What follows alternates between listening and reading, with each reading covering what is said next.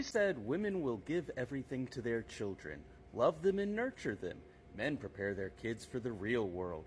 80% of people in the jail system come from single mother homes. Okay, we'll go there.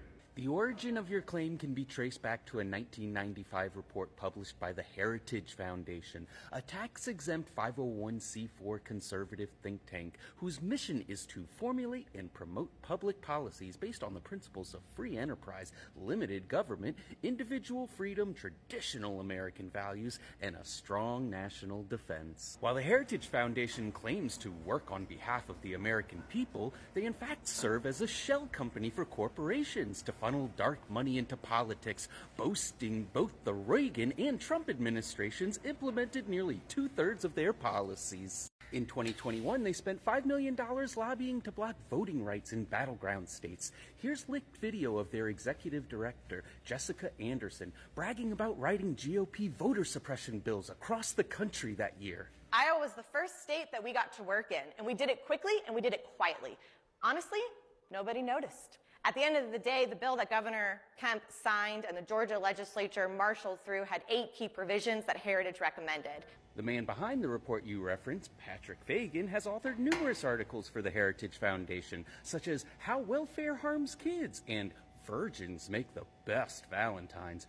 Now, if that's not American values, I don't know what is. Needless to say, your source might be a little biased. Of course, none of this disproves anything. Patrick Fagan analyzes 3 decades of statistics, and the correlation is pretty hard to argue with. But let's extend that range a little further.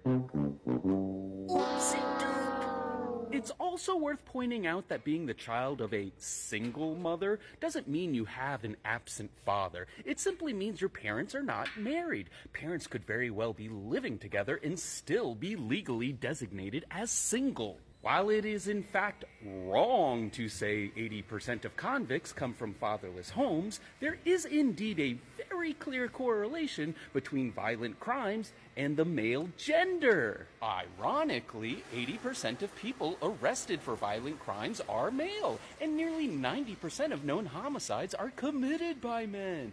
It also just so happens to be that homicide is the leading cause of death of pregnant women, at twice the rate of the next leading cause. Is aggression simply part of male biological nature, or have conservative gender norms caused us as men to devalue compassion by viewing things such as love and nurture as not part of the real world, like your comment not so subtly suggests?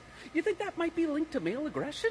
Your comments are rooted in patriarchy by blaming crime on single mothers instead of inequality, education, or the supposed absent fathers. Conservatives are able to ignore the consequences of their policies and argue for keeping women at home, subservient to men. Showing compassion for others and being open about your fears takes bravery.